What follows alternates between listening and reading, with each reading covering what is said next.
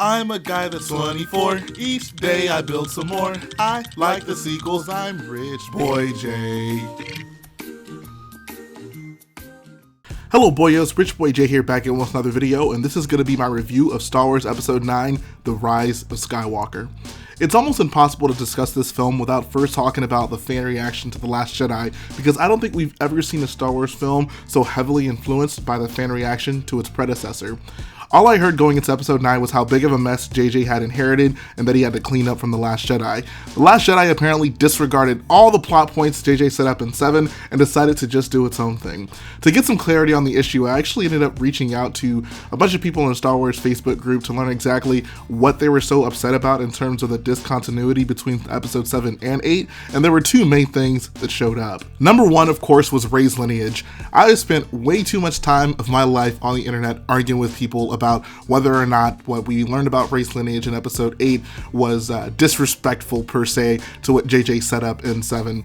It almost feels stupid to talk about this given what we learned in episode 9, but for the purposes of this argument, let's just pretend that episode 9 has not happened yet. It blew my mind that going into episode 9, people were still speculating about Rey's parents. People were going to extreme lengths to deny the revelation of Rey's parents being nobodies in episode 8, even tricking themselves into somehow thinking that Kylo lied to Rey. I couldn't tell you how many times I've had to explain to people that Rey is actually the one who initially says who our parents are. If you look at the scene, before Kylo says anything about her parents, Rey's the one who says they were nobody. There was nothing for Kylo to lie about to her in that scene because he didn't tell her anything that she didn't already know. Putting that aside, people have criticized this decision in The Last Jedi for being dismissive of the hints and the allusions made in The Force Awakens that Rey's parents could have been someone special. It's pretty obvious that JJ threw in a bunch of hints that her parents might be special in episode 7 to create a little bit of mystique about her character and to get people talking like this is nothing unusual for JJ's promotion and just Star Wars films in general. But it all seems to build up to one scene that people for some reason just seem to conveniently forget about. Maz tells Rey that the belonging she seeks is in front of her, not behind her. Whoever she's waiting for isn't coming back, but there is someone who still can. Luke. I felt like this scene alone was enough to show people that Rey's parents don't matter. You'll even notice in The Force Awakens that after this scene happens, there's no more hints or allusions to the idea that her parents might be special. Like, all of that is pretty much done away with. Like, those things built up essentially to this scene, and one of the wiser characters in the film essentially telling Rey, like, look, like, this isn't about who you're related to or who you're waiting for on Jakku. Like, this is about you and your journey and what you're going to do for the galaxy moving forward. Rian Johnson giving us at the time what was a concrete answer that her parents were nobodies seemed actually very consistent with the conversation Maz has with Rey. The idea of Rian Johnson quote-unquote subverting expectations has become a bit of a meme now, but if you listen to him talk about the decision to make Rey's parents nobodies, it actually makes a lot of sense. You can see that he probably put a lot of thought into it. Like, his thought process essentially just came from a standpoint of like, look, this should be something that is difficult for her character to handle, right? Like, there should be some sort of challenge that is posed to Rey. If we've known her like from the beginning as someone who's always looking for something to latch onto, if we just give her the answer she wants, then like, what have we really done with her character? How does that progress her forward? And I actually totally agree with that. So her really just accepting the fact that she was nobody seemed to be what a character like her would need to progress and move forward and just become independent in a way. The second thing people brought up was Snoke and how Rian Johnson decided to kill him off in the second movie.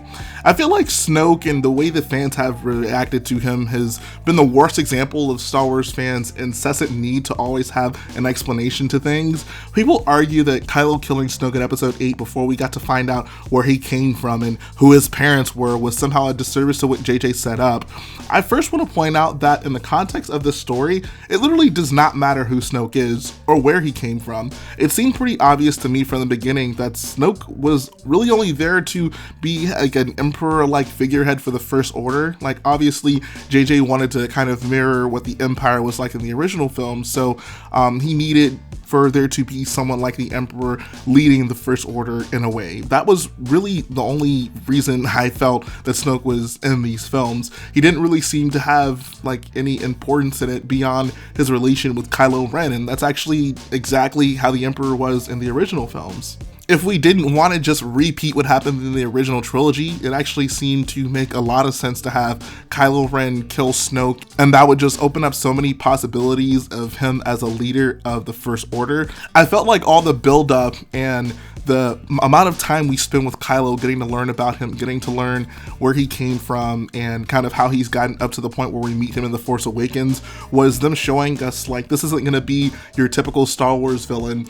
This is going to be someone who we actually spend a lot of time with, someone whose character we actually see develop, and I thought that was awesome. And the thought of him going from a subservient to an actual like leader of an entire regime, seeing that happen on screen was a very interesting prospect. So I was actually quite happy with, Snoke getting killed in episode 8, because that was basically them saying like, okay, this is Kylo's time to shine. We're going to set up episode 9 and really put him at the forefront. So now that I've talked a little bit about how The Last Jedi wasn't just entirely dismissive of The Force Awakens and what that film set up, you can imagine how frustrated I was when during the promotion for episode 9, they started doing goofy stuff that actually wasn't established in either previous film, like teasing the Emperor. JJ even came out saying that Rey's parents would be addressed, like we didn't already get an answer to that question. I did a whole video explaining why including Palpatine in this film was a mistake, so I won't go super into detail with that, but I'll give you my bullet point breakdown about why I disagree with that decision just on a fundamental basis. Number 1, it undermines Vader's sacrifice. Episode 6 loses a lot of weight and meaning if the Emperor is still scheming and pulling the strings after Vader sacrifices himself to kill the Emperor once and for all. Number 2, it's just lazy writing. Rather than moving the Star Wars story forward, you just go back and do what's familiar. Where's the creativity and fun in that? Number 3, it generally sets a bad precedent for all deaths in Star Wars. If we just keep bringing people back, it's going to lessen the emotional response that you can get from having any given character die.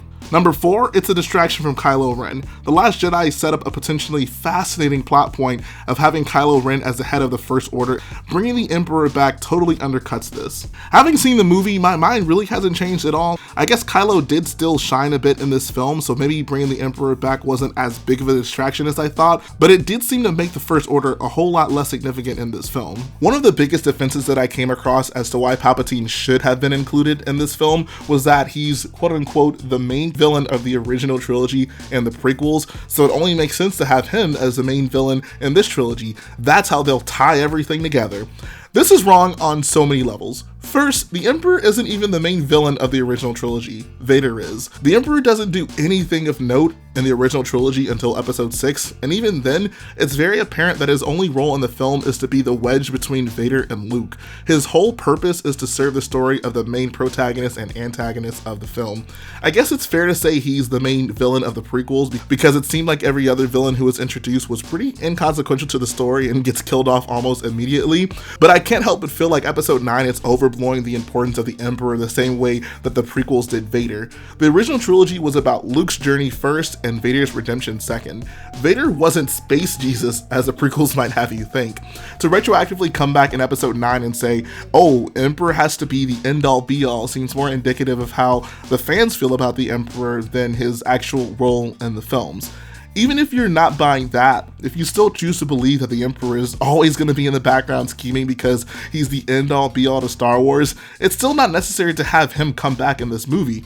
I thought the whole point of giving us the entire First Order Resistance dynamic in the sequels was to give us something familiar to the original Star Wars films and show that even the Empire, long after their demise, had still had a significant impact on the galaxy. The fact that after he's dead, that there are still fanatics of the Emperor's original regime trying to continue his mission just shows how influential he was. I also like this because it's a cool parallel to Luke's message of no one's ever really gone to bed. Can also talk about for a second how this movie just totally ruins that line. Like when Luke said it to Kylo in The Last Jedi, it seemed pretty clear that he meant when people pass on, their influence can still be felt. He didn't literally mean that people will continue to exist forever. Including that voice clip in the episode 9 trailer to explain why Palpatine was returning was just so stupid. People act like adding the Emperor to the sequel would somehow make them feel more connected to the other 6 saga films, but the fact that we're literally watching the evolution of the Empire fight the evolution of Rebels is a connection enough. In this film, JJ says, screw it, Star Wars fans are too dumb to understand subtlety, let's just straight up bring the Emperor back. It leaves me wondering, like, what was even the point of the First Order at all? They built up this regime in the last 2 movies to clearly be derivative of the Empire, yet still have its own identity. Just to make episode 9 ultimately just about the Emperor and the Empire again seems like a waste of time to me. So now all of my pre-movie frustrations are out of the way, let's talk about the actual film. And I have to get right into the pacing because this is one of the things you notice almost immediately when the film starts. Watching The Force Awakens felt like a roller coaster. The pacing was phenomenal, you felt like everything had a proper amount of time and it happened at the right time. I think that The Last Jedi had decent pacing, like I can't help but feel a little burnt out after we see the Holdo maneuver and the Kylo and Rey showdown, and then you realize, holy crap, we still have a whole other battle to do in this film, so it kind of failed in that regard towards the end. The pacing of The Rise of Skywalker, however, is just horrendous. Like, this movie does so much jumping around, it's ridiculous. If Luke throwing the lightsaber at the beginning of The Last Jedi was meant to kind of foreshadow the tone of that movie, I think the light speed skipping at the beginning of this movie just shows how fast-paced this movie is going to be. There's certain moments in this film that might actually make you feel something, yet we're moving so quickly to the next scene that there's no time to really process what you've just witnessed. I feel like this just makes a lot of the movie unmemorable. This isn't really a criticism, but I will say the scene when Finn just kind of casually walks by Claude and is like, hey, how you coming along with whatever thing he's working on, and then just passes him by, is so unintentionally funny. Like, it honestly reminds me of that episode of Rick and Morty, Total Recall, when like there's all these like weird zany characters that kind of just pop up and the main characters believe like, oh, I've known them forever, like they've always been a part of the crew. So like Claude just sticks out so much as he's this like weird giant slug thing, yet Finn just passes him by like he's just a normal part of the crew. I don't know, I thought that was kind of funny. Next up, I gotta talk about the plot holes in this movie, and boy, do I have a lot to talk about. The plot of this movie has more holes than a Kanye West t-shirt. First thing I have to ask is, what exactly was the Emperor's plan? If we're to accept that somehow Palpatine has been behind the scenes pulling all the strings this whole time, then we have to also accept that this creates some prequel level inconsistencies with his scheming. In episode 3, it's apparent that Dooku doesn't know that the Emperor has been trying to recruit Anakin, so what would the Emperor have done if Dooku had killed Anakin in either of the 2 duels they had?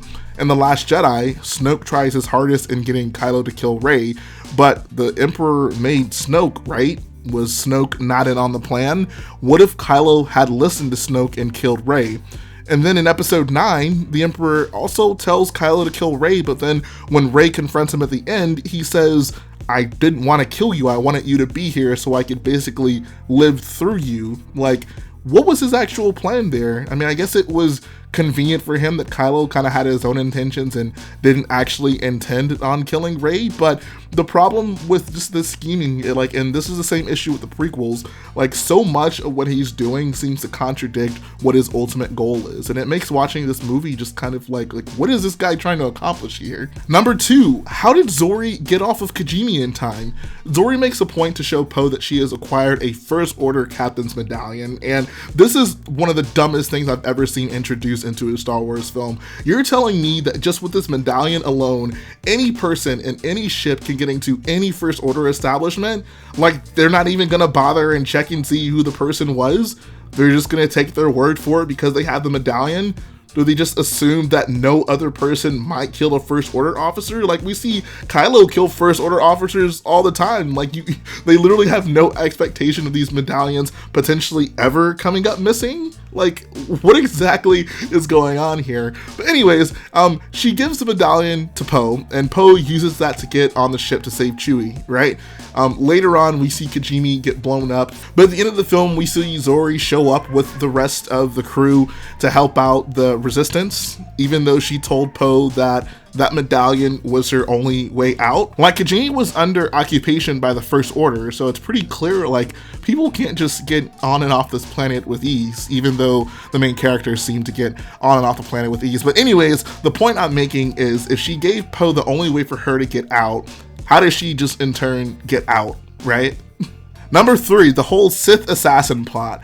what is going on with this plot? So we see that Rey's mom tells the assassin guy Rey is not on Jakku. And I guess he just takes her word for it because it's not really clear that he tried to find Rey on Jakku. The fact that she specifically says like Rey is not on Jakku, that must imply that there was at least some suspicion that she might be on Jakku, right? It's not like Jakku is a densely populated area. Everyone apparently has to get food from one guy. You're telling me that the Sith assassin couldn't find some, random orphan girl on Jakku if he had just checked? Instead, he just takes Rey's mom's word for it? And not only does he do that, he just kills them right afterwards? Doesn't even try to interrogate her anymore or keep looking? Like, Vader seems to go through extreme lengths to find Luke and bring Luke to him in the original trilogy. And I mean, if you believe what this movie is trying to tell you, then the Emperor was very interested in having Rey brought to him. But rather than do the logical thing and keep looking around even on Jakku, or if you don't believe that and can't find Rey, keep trying to use her parents and maybe torture them to get the answers you want, he just kills them? What is going on? It's becoming very clear at this point that there is very little thought that has been put into the plot of this film. Number 4 is everything at the end of the Pisana sequence. This part of the movie, it literally makes my head hurt just thinking about it. So first thing, the Knights of Ren see Chewbacca walking down from the big rock structure where their ship was, and they capture him. They give him to the First Order guys that are over on the transporters no more than a mile away, right? Why do they only capture Chewie? They couldn't tell what direction he was coming from? They were literally hiding behind the rock that their ship was on, and they were looking out into the distance they knew Chewie would be coming down from the rock. So, I mean, it's very obvious they probably knew where the ship was. It was literally just right there next to them, but they didn't bother capturing literally anyone else that was on that ship. They just wanted to get Chewie. And then they just disappear because we don't see them again on Pisana after this sequence. Watching this play out is so frustrating. The ship is right there. The Knights of Ren are right there. Literally just go up the rock and get everyone else. What are you guys being assigned to do? There's no way that Chewbacca is the only one that the First Order wanted to capture. Secondly, there's the part where Rey is using her force abilities to pull the First Order transporter out of the sky because Finn tells her Chewie is on that First Order transporter, and she uses the Force lightning on accident, and I have issues with that, but that's not even the worst part about this scene. So later on, it's established that Rey can sense Chewbacca when he's on the First Order Star Destroyer, which is very far away, right? It's in the atmosphere of the planet that they're on. Yet she blows up the First Order transporter and for some reason can't sense that he died. I get why this scene is in the movie, to create a little bit of a potentially heartbreaking moment and have the characters have a sense of something even greater to fight for. But then if you're gonna do that, don't later in the film show that she can clearly sense whether or not Chewie is alive. And then once again, while all this is happening, where the heck are the Knights of Ren? These guys have got to be the worst henchmen ever. And then if we'll back up a little bit, there's of course the scene from the trailer. It's one of the first scenes we ever saw from this film, I believe, where Kylo Ren is flying his TIE Whisper through the desert and he is charging at Rey, and there was so much speculation about this scene, is it or is it not Kylo? Rey's doing an anime type flip over it, right? So it's very clear that at this point in the film, Kylo Ren is still trying to recruit Rey. When they have their first conversation, he says, I want to catch you and I'm going to turn you to the dark side. So if that is his motivation for this film, then why is he charging at her in his ship at who knows how fast? He could have so easily decapitated her in this scene. What if Rey didn't jump? What if Rey didn't notice that Kylo Ren was coming at all? What if she was just, lollygagging out into the desert, daydreaming or whatever, and Kylo just zooms by and literally takes her freaking head off? I get that it made for a pretty cool looking scene, but once again, so many things in this film, it seems, are just done for spectacle without any thought going behind it as for characters' motivations. It literally makes no sense. So after Kylo and Rey fight on the Death Star ruins, Rey takes Kylo's ship with the Wayfinder to get to, I guess, Ahch-To, and then she goes from Ahch-To to Exegol. Yet at the end of the film, Kylo Ren is still somehow able to make it back to Exegol without his Wayfinder. Some people are probably going to try to justify this in saying, oh, he remembered how to get there somehow, but I don't get the impression that that's how space travel works. Like, you need coordinates, and it seemed like the way to get to this Exegol was actually very difficult. Like, the Wayfinder was absolutely crucial to it, yet somehow we just throw all of that out the window at the end and just say, oh yeah, Kylo can totally fly, you know, an outdated Imperial TIE fighter on memory and get to Exegol. Like, there's just so little thought put into the plot of this film. The amount of fake deaths in this movie just got out of control.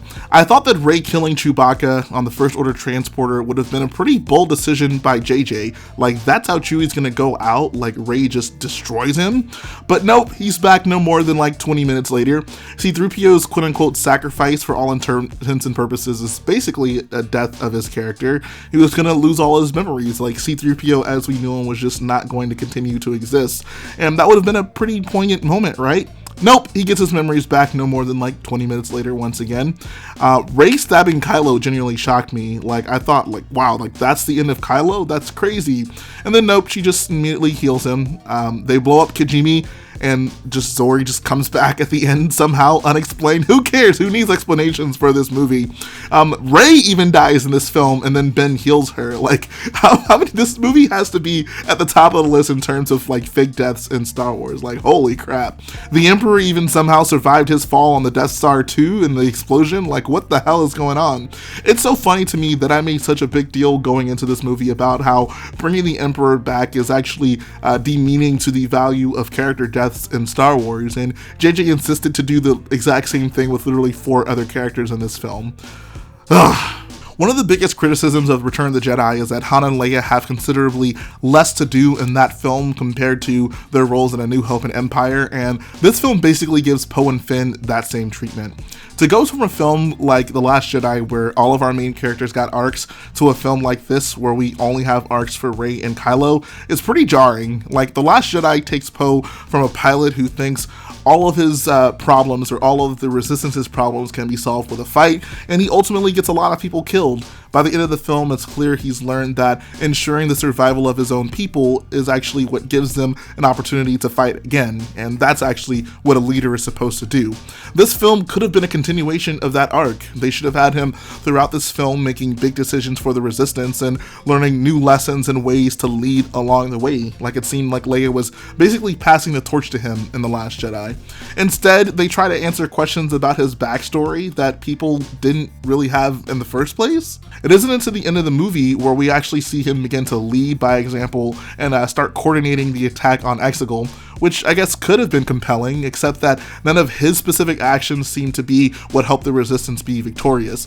We even pretty much see him give up hope at the end of the movie. Like, before all the ships show up, he's just kind of like, alright guys, there's nothing left that we can do here. I feel like any real heroic moment he could have had in this film just ends up getting undercut by Lando for some reason. Like, Poe ends up giving up hope on the Resistance. Like, for one, that's something he shouldn't have done as a leader, but we literally have to witness that on screen, and then, oh, we hear Lando's voice. Look, everyone's here. Lando's here with his friends to save the day. Even when, like, Finn and Janna are on the Star Destroyer that's basically getting blown up, like, Poe's about to go save them. Yeah, cool. Like, another heroic moment for Poe. Nope. Lando's faster for some reason. We have to have him save them instead. I still really don't even understand why Lando is in this movie beyond the novelty of just bringing back another old character, which is fine. I guess there are people out there who just will enjoy the sight of Lando in this film, but what I really don't like is how he had to shine at the expense of the new characters like Poe.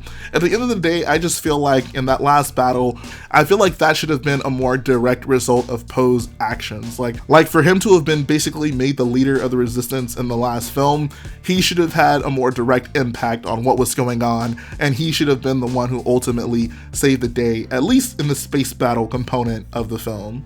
Now, I will give JJ JJ a little credit. Finn had at least a little bit more going on in this film. Being able to tap into the Force, that was a pretty interesting thing to add to his character. I didn't mind that at all. The issue though is that there was still no development of his actual character, like his personality, his motivations.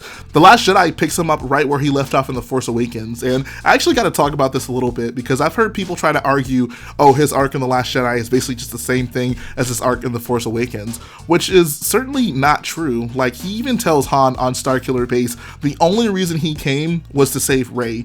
Han basically bullies him into helping out the Resistance, but it's obvious he only accepts this because he doesn't want any extra obstacles with Han in the way of him saving Rey. Kylo incapacitates him by slicing his back wide open at the last battle. Then the next time we see him, he's waking up from his coma in The Last Jedi, asking where Rey is. Cool, great character continuity here. Rose is inserted into the story to make him feel bad for being a deserter and realize that the Resistance cause is something that he should be fighting for. I'm not going to spend time in this video defending the Canto Bight sequence that people hate so much, but one thing I will give it is that it at least furthered Finn's character. By the end of The Last Jedi, like through what he's gone through with Rose, Finn is willing to sacrifice himself for the Resistance. Like, that is the definition of a character arc, right? His character just seems so stagnant in The Rise of Skywalker. The one interesting thing that's brought out with his character, specifically what he was going to tell Rey when they were sinking, wasn't even ever resolved. Like, why would you do that? JJ basically Rian Johnson his own plot point. Technically, this is a movie review, so I guess I have to say some things I like about this film. And one thing I will give this film credit for is that they finally bring the big three together. This is something we had wanted in the original film. Apparently, it wasn't in the plans for Poe to survive initially, so that wasn't something that they really spent a lot of time on. In The Last Jedi, we certainly wanted to see that. Didn't really get to see the big three once again having moments together until literally the very end of the film. This film does deliver on that promise of giving us some pretty memorable moments between all three characters, so that I actually really do appreciate about this movie. It's so hard for me to talk about this Rey Palpatine stuff because it's so difficult for me to accept that it's even a thing, but I'm going to try my best to get through this. And what I really want to discuss is just the big overall message of what we've learned here. Whether or not you like it, I thought that Rian Johnson's decision, and I mean, I'm not even sure if it's his decision per se, because there have been quotes out there of JJ saying that nothing that happened in The Last Jedi was like confrontational or discontinuous of what he had in mind from the first movie. And whether or not it was, I think didn't even matter, because certain things JJ just set up as ambiguous. He didn't have the answer to it, and he left it up to the next person to decide where the story was going to go. So I really don't even think his opinion matters in this regard. But the fact that he put that out there shows me that maybe there was some precedence that there, if we're not even going to discuss what I referenced earlier in the video about Maz's conversation with Rey. But let's talk about, like, what is it that we've learned from Rey being a Palpatine? There was such a beautiful message of Rey basically coming from nothing, from her being someone who was always trying to latch onto something, who was trying to find belonging in other people to kind of justify her place in the galaxy, and for her to essentially realize, like, this isn't about who you're related to, this isn't about your parents or who you surround yourself with, this is about you and your journey. Like, that was a wonderful message. I love that so much. It seemed to make sense for her character. Like, if you go back in The Force Awakens, even when she's talking to BB-8 saying, oh, I'm waiting for my parents, they'll be back, like, she looks naive. She looks like she doesn't even believe herself. So her finding out that her parents, one, weren't coming back, and two, were actually like not even important to her, I thought was pretty crucial to her story and to her developing as a character. So for this movie to basically just invalidate that and say, nope, you're related to someone special, I feel like that just totally contradicts, like, the message behind her development as a hero. It says, nope, the only reason you're special is because you're related to the Emperor, which is just so hollow. It's so substanceless. Like, people will try to defend this by saying, like, oh, it's not as simple as saying that she's special because she's related to the Emperor, but it's saying, oh, she became a hero and resisted the dark side even though she came from essentially the dark side. The only problem with this is we've already seen that. Like, that was Luke's entire journey. Rey could have had her own distinct identity. Instead, nope, we gotta retread what's familiar. We gotta go back to the old trope. Hero comes from bad guy, hero confronts bad guy. Like, where is the creativity in that? If I wanted that story, I'll just go back and watch it when it was done better the first time. And can we also talk about how wrong it is that apparently we can literally just retcon things in Star Wars now? Like, there are a lot of decisions that were made in terms of lore in the prequels that people absolutely hate, but they're things that we just have to accept in Star Wars, like midichlorians, right? Disney didn't go out of their way to like rewrite that scene or tell us, oh, midichlorians don't actually exist. But for whatever reason in episode 9, JJ is literally just allowed to say, you know what? Whatever happened in episode 8 with Rey's lineage, that was actually a lie. This is what's true. Since when did it become okay for us to literally just change things like that? Whether or not you like what Rian Johnson did there, you still had to accept it as part of Star Wars. The movie was released. JJ tries to excuse this by throwing in a line in the film where Kylo's like, oh, your parents were nobody. They made themselves nobody, which one is just stupid. It doesn't even make sense. And is really just a throwaway line to excuse what is essentially just a retcon. The third act of this movie is so flawed and poorly written that it blows my mind. It's clear that JJ is trying to mirror the throne room showdown from the end of Return of the Jedi, but he has a comically bad understanding of what is happening in that sequence. When Vader brings Luke to the Emperor tries to play Luke's emotions against him, essentially. The Emperor wants Luke to act on anger and revenge, the opposite of how a Jedi would act.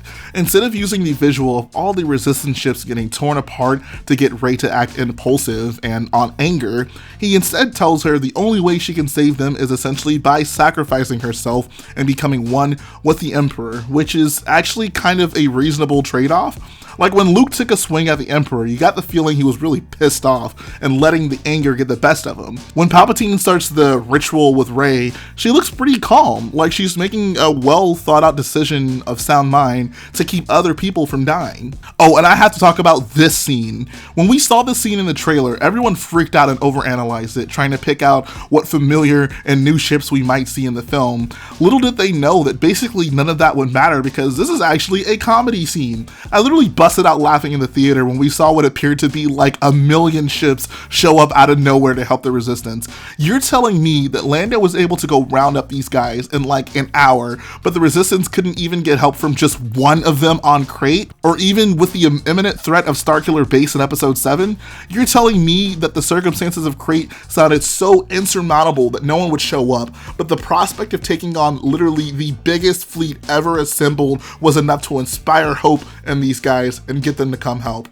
Even if we are to ignore how implausible it is that Lando would be able to round up this many people that quickly, I feel like this just causes so many problems for the Rebel Empire dynamic that we've seen built up over the history of Star Wars. In the original trilogy, you really get the feeling that most people probably felt like Luke, like they hated the Empire, but they felt powerless against such a huge organization.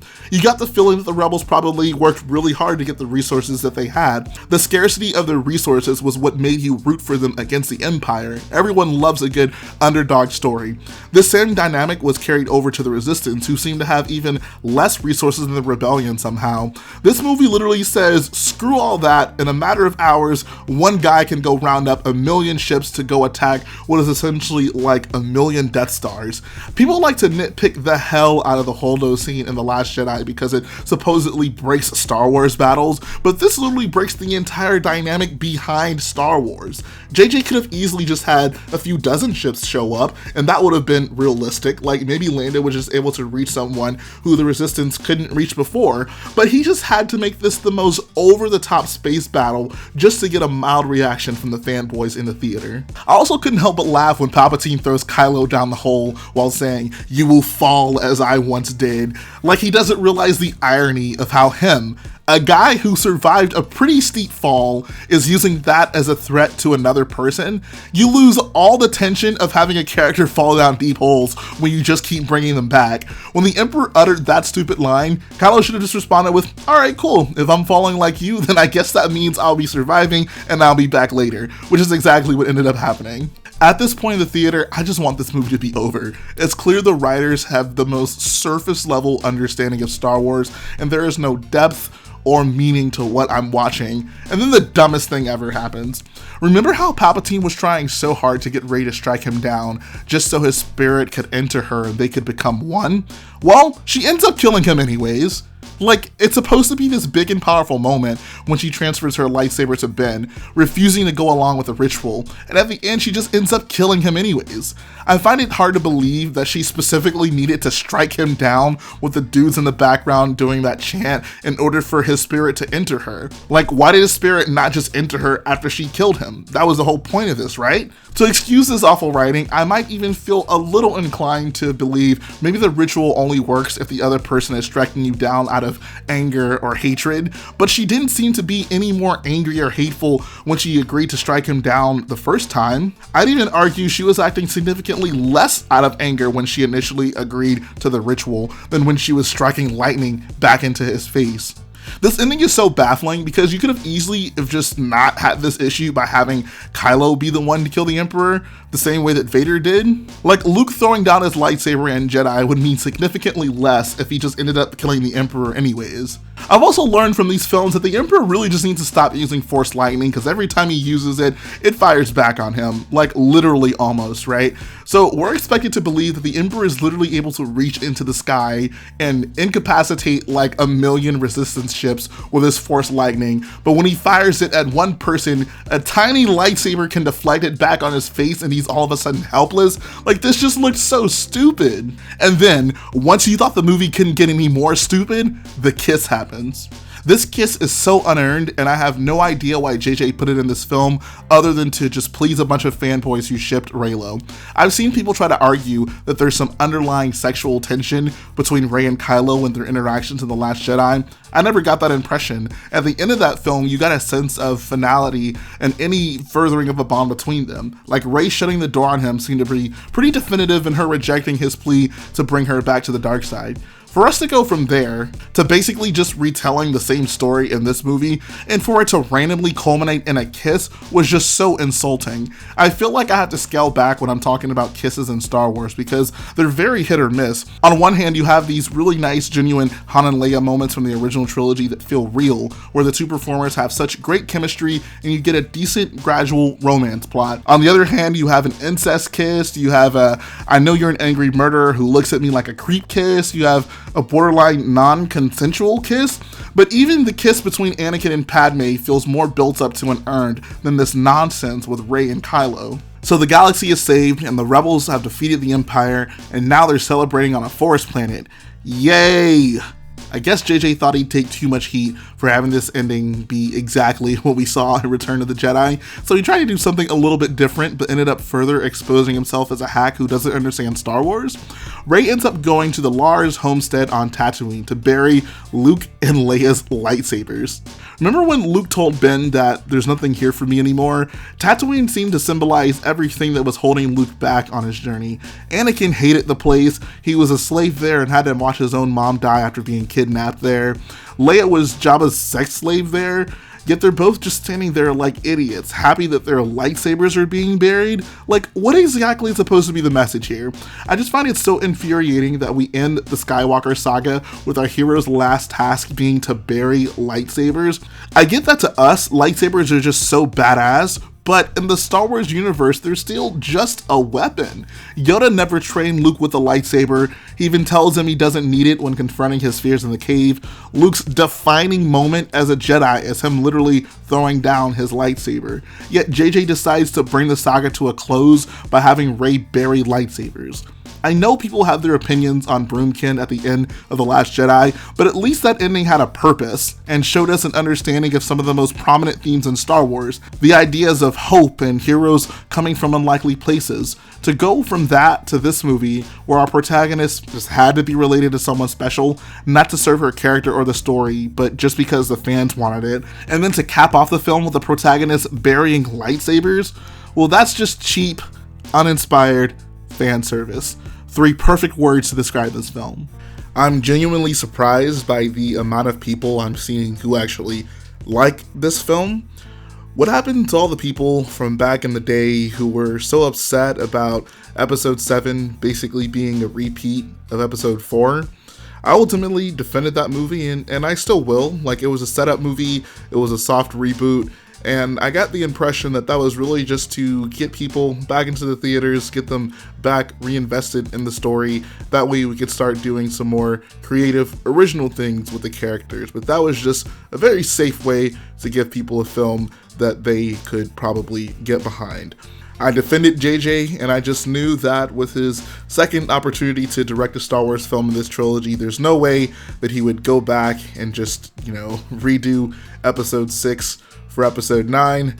And lo and behold, that's exactly what he did. This movie doesn't follow episode 6 beat for beat the way that episode 7 followed episode 4 in a way, but it's still mostly the same story, and it certainly ends the same way. I mean, we end up with a big space battle taking place outside where our characters are trying to stop some planet killers.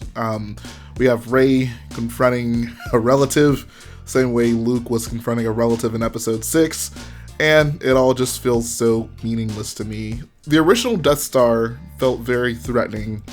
The Death Star 2 felt maybe slightly less threatening, but still felt like a big deal. Starkiller Base, I think, felt definitely less threatening because it was the third time we had seen something like that, but JJ at least did something creative with it, and that, it could blow up multiple planets at once. We even got the pretty sad reaction shot on planet of the people just being obliterated. So that was kind of cool and made you feel a little bit more strongly about Starkiller Base. We get to this movie and JJ says, you know what? One Death Star was scary, but what if we just had like 100,000 Death Stars? And this is what really just showed me, like, this guy has no pulse for Star Wars. He has no creative bone in his body. He doesn't understand the law of diminishing returns. Like, if you keep going back to the well to do something, the return you're going to get on it is going to be less impactful each and every time. He tries to compensate for this by just giving us, instead of one Death Star, like 100,000 of them. I just find it so surprising that people are so happy with this movie, even though it's clearly the most unoriginal film that we've gotten out of the sequels, which was one of the biggest concerns coming out of episode 7 for sure. And speaking of the law of diminishing returns, you can cross-apply this to the whole Palpatine being back situation.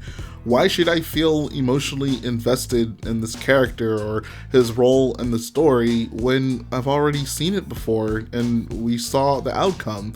Why should I feel like his quote-unquote death in this movie is any more of a triumph for our hero than it was in episode 6? The Emperor can just secretly build a giant fleet while everything else is going on. Who's to say that he doesn't have like 1,000 other fleets out there somehow? If this is the master manipulator and the guy who's always 10 steps ahead of everyone, always scheming, always planning things out, I have to believe that he probably has some other fleets out there. Like, he'll probably just be back again. And it just makes Star Wars feel so small and uninspired. To bring things to a close, this was pretty much a disaster of a Star Wars movie for me. Like, I can't imagine a scenario walking out of that theater any more disappointed than I was.